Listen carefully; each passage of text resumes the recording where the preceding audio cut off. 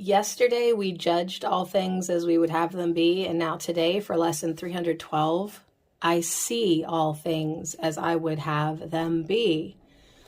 So it's this step, then that step. Like, we judge it, and then we see it. Perception follows judgment. Having judged, we therefore see what we would look upon. So whatever you're seeing today, you judged it, and now you see it. For sight can merely serve to offer us what we would have. It is impossible to overlook what we would see and fail to see that we have chosen to behold. How surely, therefore, must the real world come to greet the holy sight of anyone who takes the Holy Spirit's purpose as his goal for seeing. So if you decide, now I'm going to see with the Holy Spirit's purpose. Now I'm not going to judge. Now I'm going to see with Christ's vision. Guess what you will see? Like, you have to make the decision. You have to stop judging the outer world, and your sight will change. And he cannot fail to look upon what Christ would have him see and share Christ's love for what he looks upon. So lesson 312, I see all things as I would have them be. I have no purpose for today. Like every day, seriously. I have no purpose for today except to look upon a liberated world, set free from all the judgments I have made. Father, this is your will for me today, and therefore it must be my goal as well. So this can either feel like good news or harsh news, or dang, yeah, I've been judging, and then now I see. So remember, the Holy Spirit, God, they got a whole other judgment than we do. So try seeing different. Try not judging or judging different, because perception follows judgment. And having judged, we therefore see what we would look upon. So whatever you're seeing, it's what you want to see. I see all things as I would have them be. And you might think, well, why in the world would I ever want to see things like this? And you can kind of connect the dots if you open your mind to learning and be like, dang, I did judge that. I do hold that belief. My opinion is like that sometimes. And then boom, that's what you would see. Tina Jesus for lesson 312 said, you have decided what to look upon with your focus and your opinion. You've got opinions about everything, whether it applies to you or not. So if you want to change things, step back from sharing your opinion about everything.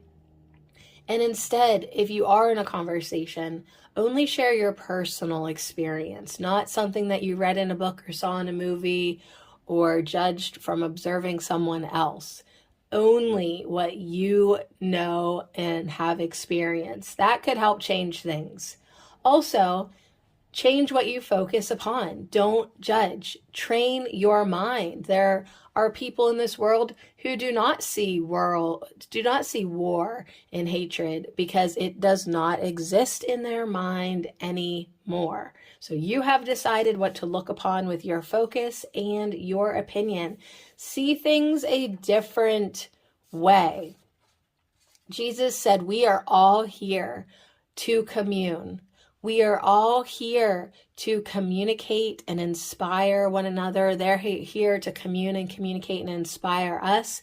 And we can do the same for our brothers and sisters. We are all here for education and compassion and community building. So when we share our personal experiences and not just our opinion about everything, we can expand our awareness and we can have more compassion, accepting the differences that we all are having a different experience. And that can change your mind. I'm definitely down with not sharing much today. I mean, I needed a couple more quiet days where I don't talk and share my opinion about everything. I do try to reel that in just because I personally find it obnoxious a lot of the times, like when we just have an opinion about everything.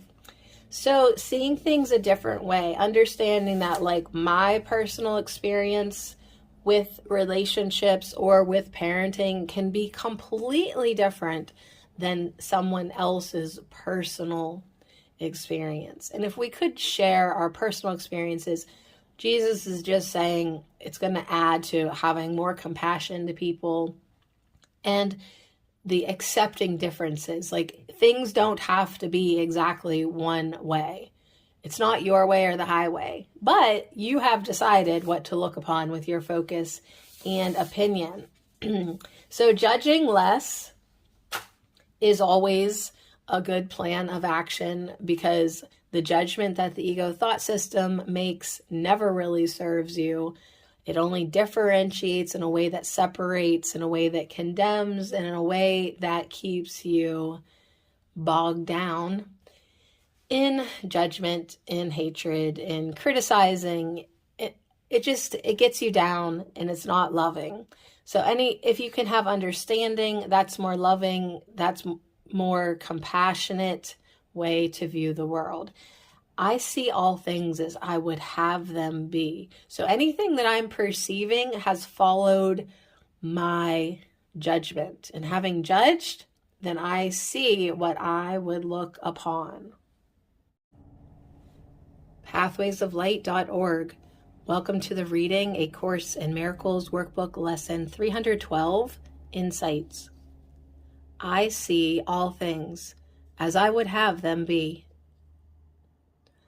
Last night I watched a TV drama in which there was a character that irritated me. I perceived her as manipulative and controlling. Afterward, I remembered that everything I see is a projection of my own mind. My judgment of the character symbolized my judgment of myself. I perceived her as guilty as a means of denying and putting outside of me the guilt I believed was in me. This is a good example to me that I see all things as I would have them be. Were I holding the Holy Spirit's hand, I would see the character as a holy child of God. The behavior would be recognized as meaningless. Irritation would be impossible, for love only blesses, and a child of God is love and nothing else. As I brought this perception of the character to the Holy Spirit with the recognition that it was a symbol of my own perceived guilt, I remembered that at one time there was a person in my life that I perceived as controlling and manipulative. It took me several years of bringing my perception of that person to spirit and asking for help with forgiveness before my thoughts of that person were healed. The healing came when I recognized that the behavior I perceived in this other person reflected a deeply hidden belief and guilt in my own mind. Spirit led me to forgive myself for what I thought I did, but never really happened. Only then was I able to think about this person and remain at peace. Now I see that there is another layer to this forgiveness, another layer of guilt to be undone. And so I ask the Holy Spirit to take these thoughts of judgment and guilt. I ask for His strength and know that it is given me. Through his strength and vision, I can learn once again that harm is impossible and thus guilt is never justified. I can learn what I thought I did perhaps lifetimes ago never really happened. I remain love as God created me. Today I would welcome Holy Spirit's love and strength. Today I would welcome his vision and see the world free along with me. Thus will I see a world forgiven and know the peace of God. It is helpful for me to remember that perception follows judgment. It is helpful for me to remember that what I am seeing is what I am choosing to see. It is helpful for me to remember that I am making the decision to hold the ego's hand or the Holy Spirit's hand every moment. It is helpful for me to remember that when I see guilt anywhere in the outside world, I am holding ego's hand. It is then time for me to take what I am perceiving to the Holy Spirit to receive a shift in perception. It is time to open to recognizing the innocence and unity behind the scenes of guilt and separation I am seeing.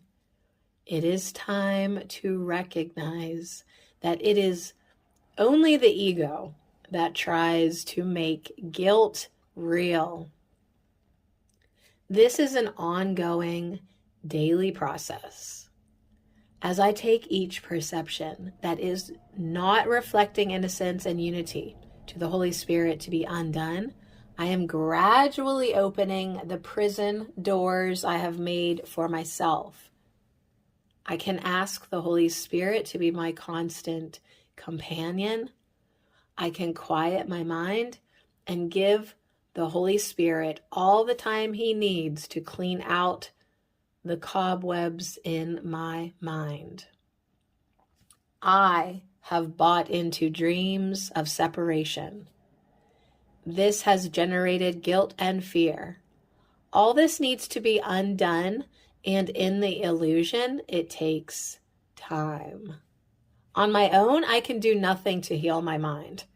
But as I open up and am willing to join with the Holy Spirit, I find that each perception of guilt, each perception of lack, each fearful thought is quietly undone.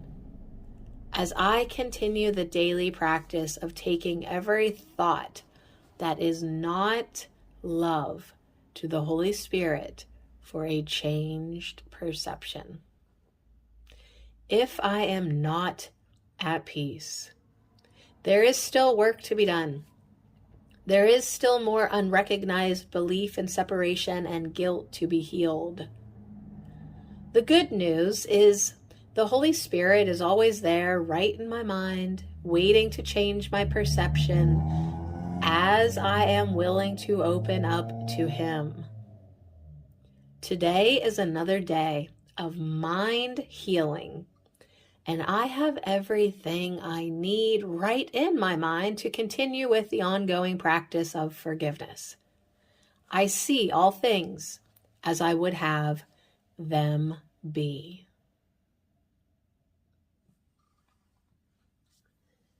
Knowing that I can see so easily exactly where I am spiritually by simply noting my reactions is very helpful. Today should be interesting as I practice awareness and see how often I am holding ego's hand. It will be very healing as I let go of ego's hand and choose again. I used to get impatient and discouraged because I would make a new choice and then had to turn around and do it again 5 minutes later. I'm practicing loving patience with myself, and it is working really well. Now I see that the impatience was just another ego strategy to keep me where I was. pathwaysoflight.org.